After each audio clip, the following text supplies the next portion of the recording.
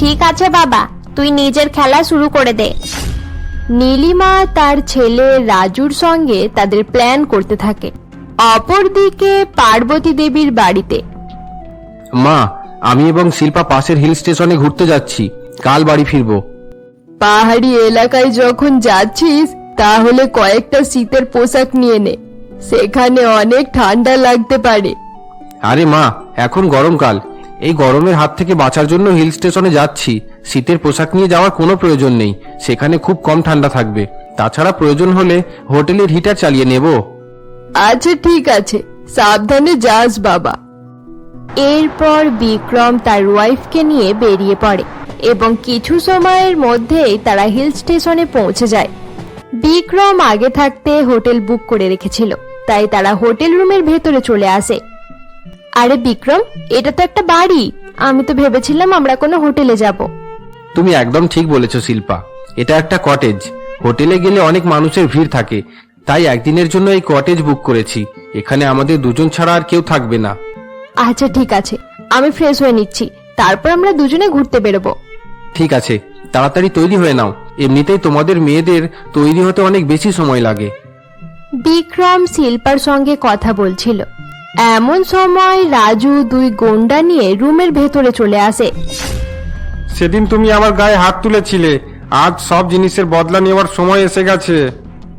রাজু এই বলে একটি ছুরি নিয়ে বিক্রমকে মারতে যায়, কিন্তু বিক্রম রাজুকে ধাক্কা মেরে ফেলে দেয় এবং শিল্পাকে সঙ্গে নিয়ে ছুটে বাইরে বেরিয়ে আসে। রাজু তার গুন্ডাদেরকে সঙ্গে নিয়ে বিক্রমদের পেছনে ছুটতে শুরু করে।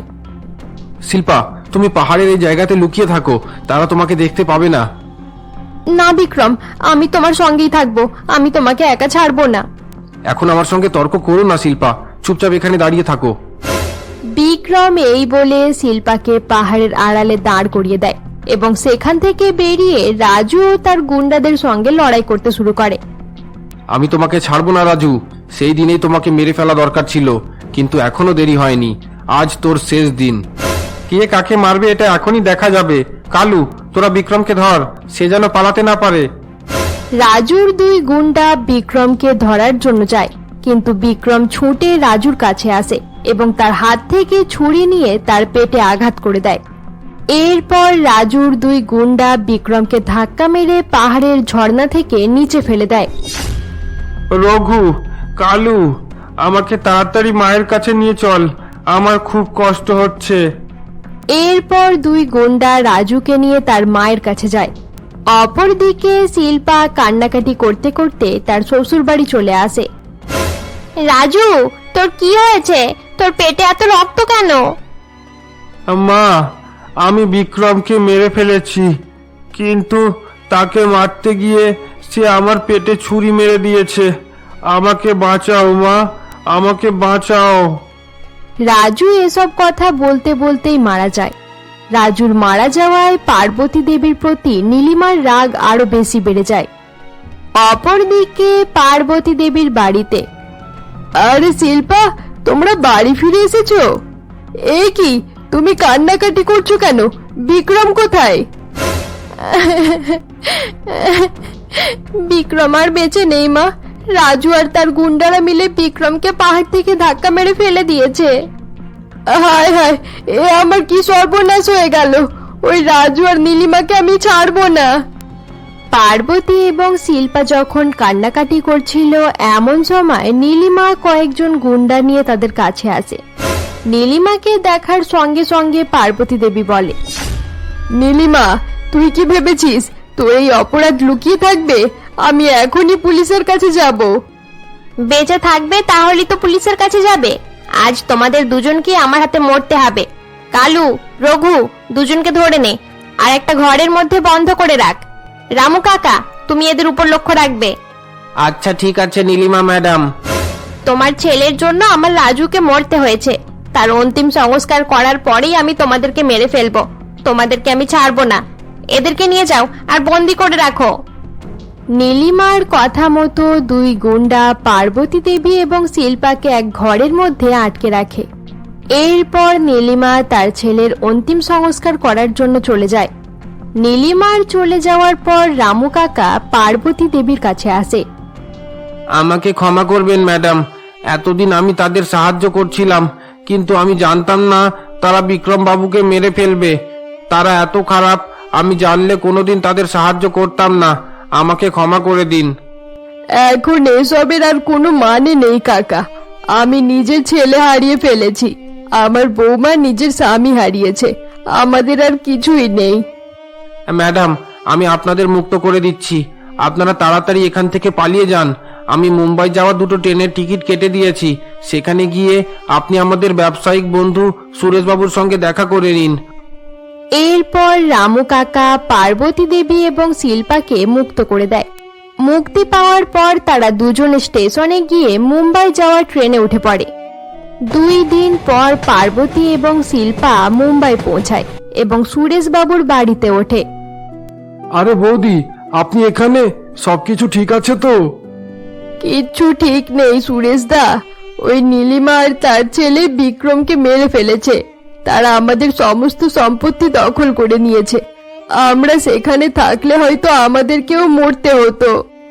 এসব হাওয়ারি ছিল বৌদি। তুমি সেই নীলিমার উপর অনেক বেশি বিশ্বাস করে ফেলেছিলে। আমি আর কি করতাম দাদা, ভেবেছিলাম বিক্রম বড় হয়ে সব দায়িত্ব সামলে নেবে, কিন্তু বিক্রমের দায়িত্ব নেওয়ার আগেই সবকিছু শেষ হয়ে গেল। তুমি একদম চিন্তা করো না বৌদি, ওই নীলিমাকে আমি ছাড়বো না। তাকে তার পাপের শাস্তি পেতেই হবে। না দাদা, তোমাকে এসব করতে হবে না। আমি আর কিছু হারাতে চাই না। আমি নিজের বৌমাকে নিয়ে শান্তিতে থাকতে চাই। ঠিক আছে বৌদি, তুমি যখন এটাই চাও তাহলে আমি তোমাদের থাকার ব্যবস্থা করে দিচ্ছি। এখন থেকে তোমার এই দাদা সব সময় তোমার পাশে থাকবে। কোনো জিনিসের প্রয়োজন হলে আমাকে বলবে। এরপর সুরেশবাবু পার্বতী এবং তার বৌমায়ের জন্য একটি ঘরের ব্যবস্থা করে দেয়। পার্বতী এবং শিল্পা নতুন বাড়িতে থাকতে শুরু করে। এভাবেই দেখতে দেখতে 1 সপ্তাহ কেটে যায়। আমি তোমার মনের অবস্থা বুঝতে পারছি শিল্পা, কিন্তু এভাবেই বেঁচে থাকতে হয়। কিন্তু কেন বেঁচে থাকতে হয় মা? তুমি ঠিকঠাক থাকলে তোমাকে দেখে দেখে আমিও সুস্থ থাকবো শিল্পা। আমি কি করব কিছুই বুঝে উঠতে পারছি না মা। বিক্রমের কথা সবসময় মনে পড়ছে। তাকে আমি ভুলতেই পারছি না। তাকে আমি কোনোদিনও ভুলতে পারবো না মা। নিজেকে একটু শক্ত করো। আমার বিশ্বাস সময়ের সঙ্গে সঙ্গে সবকিছু ঠিক হয়ে যাবে। চলো আমরা একটু মন্দির থেকে ঘুরে আসি। এরপর পার্বতী দেবী এবং শিল্পা মন্দিরে চলে যায়। কিছু সময় পর তারা যখন মন্দির থেকে ফিরছিল, এমন সময় একটি বাইক এসে শিল্পাকে ধাক্কা মেরে দেয়। আরে সরি ম্যাডাম, তোমার লাগেনি তো? দেখে গাড়ি চালাতে পারো না? তোমার মতো ছেলেদের জন্য মানুষ বাইরে বের হতেই পারে না। তোমার বাবা মা তোমাকে কিছু শেখায়নি নাকি? শিল্পা এই বলে ছেলেটির উপর খুব রাগারাগি করতে থাকে এবং তাকে জোরে একটি চড়ও মেরে দেয়। ছেলেটি শিল্পাকে কিছু বলে না, শুধুমাত্র তার দিকে তাকিয়েই থাকে। এরই মধ্যে সেখানে পুলিশ চলে আসে। এখানে কোনো রকম ঝামেলা করবে না ম্যাডাম, আপনারা এবার চলে যান। ছেলেটিকে আমরা দেখে নেব। এরপর শিল্পা এবং তার শাশুড়ি সেখান থেকে চলে যায় এবং পুলিশ ছেলেটিকে নিয়ে থানায় আসে। আরে কনস্টেবল, দেখো, আজ শহরের সবচেয়ে ধনী ব্যবসায়ী রাকেশ বাবুর ছেলেকে ধরে এনেছি। এর বাবার কাছ থেকে ভালো টাকা আদায় করা যাবে। তাকে ফোন করে বলে দাও তার ছেলেকে যেন ছাড়িয়ে নিয়ে যায়।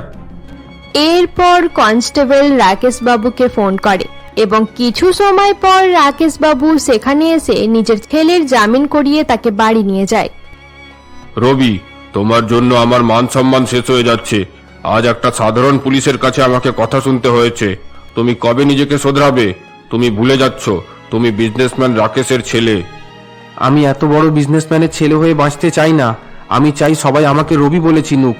তোমার ছেলে হয়ে আমি শুধুমাত্র তোমার কাছে অপমানিত হয়েছি বাবা। রাকেশ বাবু তার ছেলের কথা শুনে প্রচন্ড রেগে যায় এবং তাকে একটি চড় মেরে দেয়। মুখ সামলে কথা বল রবি। তোর বাবা এত ধনী না হলে হয়তো তোকে ভিখারির মতো রাস্তায় পড়ে থাকতে হতো। না চাইতেই সবকিছু পেয়ে যাচ্ছিস, তাই তোর এত নাটক। একটা কথা ভালো করে শুনে নাও বাবা, তোমার ছেলে হওয়ার থেকে রাস্তায় থাকা বেশি ভালো। আমি চললাম। এই বলে রবি তার বাইক নিয়ে বেরিয়ে পড়ে। রবি রাস্তা দিয়ে যাচ্ছিল, এমন সময় এক ট্যাক্সির ভেতরে শিল্পাকে দেখতে পায়।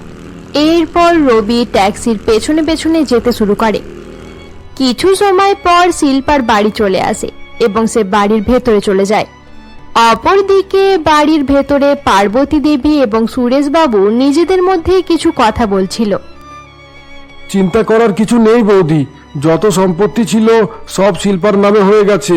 নীলিমা যত চেষ্টা করে নিক, সে কিছুই পাবে না। কিন্তু দাদা, সে যদি জানতে পেরে যায় যে আমরা এখানে আছি তাহলে কি হবে? আরে আমাদের বৌমা চা নিয়ে চলে এসেছে। শিল্পা, তোমার সুরেশ আঙ্কেল এসেছে, আমাদের জায়গা জমির ব্যাপারে কিছু কথা বলছে। আচ্ছা ঠিক আছে, আপনারা কথা বলুন, আমি নিজের রুমে যাচ্ছি, আমার শরীরটা ভালো নেই।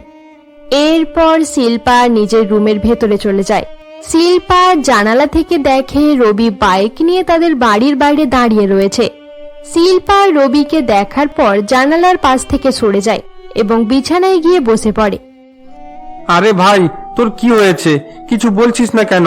আমাদের না বললে কিভাবে বুঝবো? আমি কিছুই বুঝতে পারছি না কি হয়েছে। ভেবেছিলাম তোদের সঙ্গে সময় কাটালে সবকিছু ঠিক হয়ে যাবে, কিন্তু এখন আবার একা থাকতে ইচ্ছা করছে। তুই তো এরকম ছিলি না ভাই, তুই সব সময় হাসাহাসি করতি। তোর কি হয়ে গেল? আমি আর আগের মতো নেই পিন্টু। আগের রবি মারা গেছে, আমি অন্য কেউ হয়ে গেছি। সব সময় সেই মেয়েটিকে দেখতে পাচ্ছি, সব সময় তার কথা মনে পড়ছে। আমি ভালোবেসে ফেলেছি পিন্টু, তাকে ছাড়া আর থাকতে পারবো না। নিজেকে সামলানোর চেষ্টা কর রবি, তোর যখন ভালোবাসা হয়ে গেছে তাহলে এবার সবকিছু ঠিক করার দায়িত্ব আমাদের। আমরা তোকে তোর ভালোবাসা পাইয়ে দেব। কাল হোলি, আমরা কালকেই তাদের বাড়ি যাব। এরপর রবি তার বন্ধুদের সঙ্গেই সেই রাতটা কাটিয়ে দেয়। পরের দিন সকালে রবি এবং তার বন্ধুরা হাতে রং নিয়ে শিল্পাদের বাড়িতে আসে। রবি, তুই যা, গিয়ে আমাদের হবু বৌদিকে রং লাগিয়ে দে। এখন কেউ নেই, এটাই ভালো সুযোগ। এরপর রবি রং নিয়ে শিল্পার কাছে যায়। শিল্পা রবিকে দেখা মাত্রই অবাক হয়ে যায়। তুমি এখানে কি করতে এসেছো? তুমি কালকেও আমাকে ফলো করছিলে। সেদিনের জন্য আমাকে ক্ষমা করে দাও শিল্পা। আমি কি করলে তুমি আমাকে ক্ষমা করবে? তুমি চাইলে আমি নিজের জীবনটাও দিতে পারি। না, তোমাকে জীবন দিতে হবে না, আমি তোমাকে ক্ষমা করলাম। শিল্পার কথা শোনার সঙ্গে সঙ্গে রবি শিল্পাকে রং মাখিয়ে দেয় এবং তার বন্ধুদেরকে সঙ্গে নিয়ে সেখান থেকে চলে যায়। এরপর থেকে রবি আবার শিল্পাকে অনুসরণ করত। শিল্পা যেখানে যেত রবি তার পেছন পেছন সেখানে পৌঁছে যেত। এরকমই একদিন শিল্পা যখন মন্দিরের বাইরে দাঁড়িয়েছিল, এমন সময় রবি তার কাছে যায়। আমি তোমাকে অনেক ভালোবাসি শিল্পা, আমি তোমাকে বিয়ে করতে চাই। আমার পথ ছাড়ো রবি, আমি এই ব্যাপারে কোনো রকম কথা বলতেই চাই না। আজ আমি তোমাকে যেতে দেব না। আগে তোমাকে বলতেই হবে যে তুমি আমাকে ভালোবাসো। তোমার চোখে আমি নিজের জন্য ভালোবাসা দেখেছি শিল্পা। রবির কথা শোনার সঙ্গে সঙ্গে শিল্পা চিৎকার করে ওঠে এবং সেখানে কয়েকজন লোক এসে দাঁড়ায়। কি চাও তুমি? আমার পেছনে পড়ে আছো কেন? তুমি আমার ব্যাপারে কিছুই জানো না, সেসব শোনার সাহসও তোমার নেই। আমি একজন বিধবা মহিলা। শিল্পা এই বলে কান্নাকাটি করতে করতে সেখান থেকে চলে যায়। শিল্পা কান্নাকাটি করতে করতে বাড়ি পৌঁছালে পার্বতী দেবী তাকে দেখে বলে, আরে, কি হয়েছে শিল্পা? তুমি এভাবে কাঁদছো কেন? আমি আর বেঁচে থাকতে চাই না মা, আমি মরে যেতে চাই, তুমি আমাকে মেরে ফেলো। এরকম করে বলো না শিল্পা, নিজেকে একটু সামলানোর চেষ্টা করো। পার্বতী দেবী নিজের বৌমাকে বোঝাতে থাকে। অপরদিকে বিজনেসম্যান রাকেশ যখন একটি মিটিং এ ব্যস্ত ছিল, এমন সময় রবি তার কাছে যায়।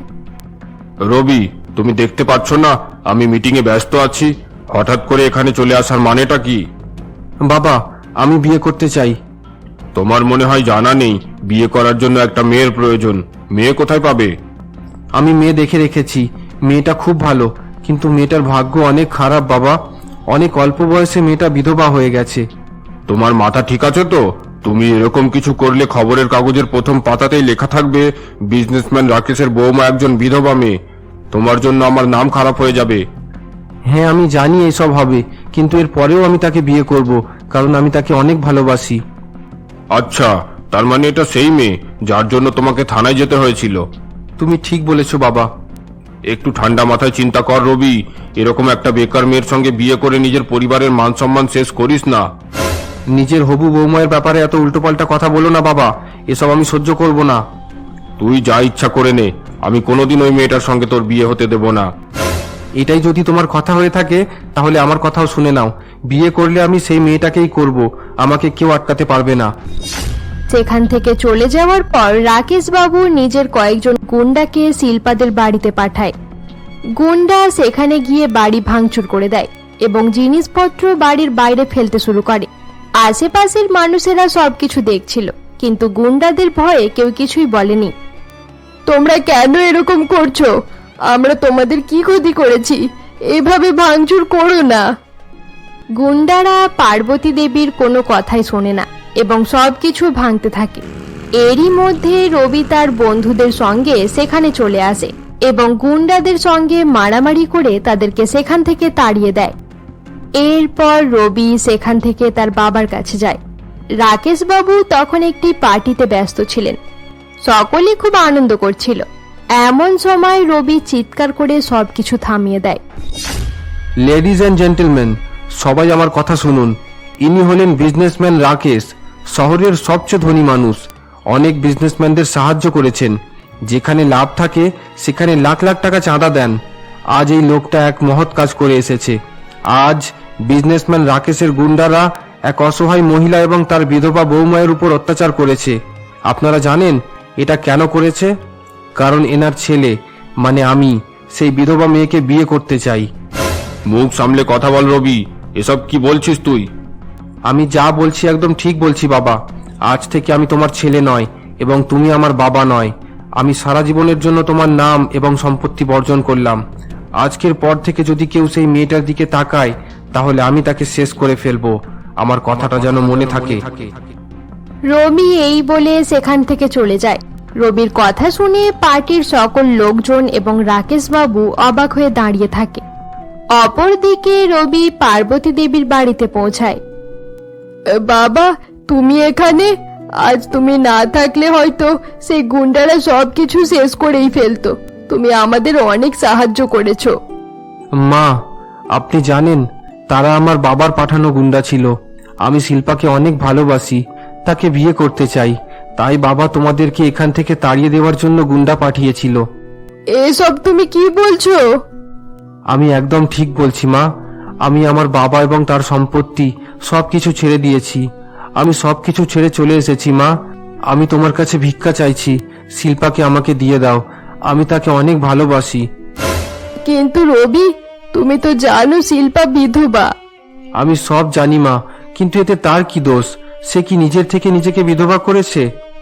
এত কিছু জানার পরেও তুমি তাকে বিয়ে করতে চাও? হ্যাঁ, আমি তাকে বিয়ে করতে চাই মা। তুমি শিল্পাকে আমাকে দিয়ে দাও। আমি পৃথিবীর সব সুখ তার কাছে এনে দিতে চাই। আমি তাকে হাসি খুশি অবস্থায় দেখতে চাই মা। তাকে ছাড়া আমি থাকতে পারবো না। আচ্ছা ঠিক আছে রবি, আমি শিল্পার সঙ্গে কথা বলবো। আমিও নিজের বৌমাকে সুখে দেখতে চাই। যাও, তুমি পাশের রুমে গিয়ে একটু রেস্ট করো। এরপর সেদিন রাতের বেলা শিল্পা যখন দুঃখী হয়ে তার বিছানায় বসেছিল, এমন সময় পার্বতী দেবী তার কাছে আসে। বৌমা, আমার বয়স হয়ে গেছে, কতদিন বাঁচবো ঠিকভাবে বলতে পারবো না, কিন্তু তোমার সামনেই সারাটা জীবন পড়ে রয়েছে। এইসব তুমি কি বলছো মা? আমি একদম ঠিকই বলছি শিল্পা। এই সমাজ একদম ভালো নয়। অসহায় মহিলা দেখলে তাকে সবাই বিরক্ত করতে থাকে। রবি অনেক ভালো ছেলে বৌমা, তোমাকে সে বিয়ে করতে চায়। তার মধ্যে আমি নিজের ছেলেকে দেখতে পাচ্ছি, সে তোমাকে অনেক ভালোবাসে। না মা, এটা কখনোই হতে পারে না।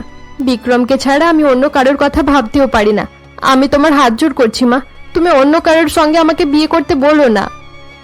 জেদ করো না শিল্পা। যখনই তোমাকে কেউ বিধবা বলে তখন আমার অনেক কষ্ট হয়। বারবার আমার ছেলের মারা যাওয়ার কথা মনে পড়ে। আমি শুধুমাত্র তোমার জন্য এত কষ্ট নিয়ে বেঁচে রয়েছি। আমি সারা জীবন তোমার সঙ্গে থাকতে পারবো না শিল্পা। আজ এই ছেলেটা দেবদূতের মতো এখানে এসেছে। রবি নিজের সবকিছু ছেড়ে চলে এসেছে শুধুমাত্র তোমার জন্যই। তুমি বোঝার চেষ্টা করছো না কেন মা? আমি এই বিয়ে করতে পারবো না। ওই ছেলেটা তোমার জীবনে হাসি ফিরিয়ে আনার জন্যই সারা পৃথিবীর সঙ্গে লড়াই করে নিচ্ছে, আর তুমি তাকে বিয়ে করতে চাইছো না। তোমাকে এই বিয়ে করতেই হবে শিল্পা, আমার জন্য তোমাকে বিয়ে করতেই হবে। এইসব তুমি কি বলছো মা? তুমি যদি এই বিয়ে না করো তাহলে আমার মরা মুখ দেখবে। পার্বতী দেবীর এই কথা শোনার সঙ্গে সঙ্গে শিল্পা ছুটে ছুটে রবির রুমে আসে। পার্বতী দেবীও তার পেছন পেছন সেখানে আসে। রবি শিল্পাকে তার সামনে দেখে অবাক হয়ে দাঁড়িয়ে থাকে। রবি, এটা আমার বৌমা নয়, এটা আমার মেয়ে। আমি নিজের মেয়ে তোমাকে দিলাম।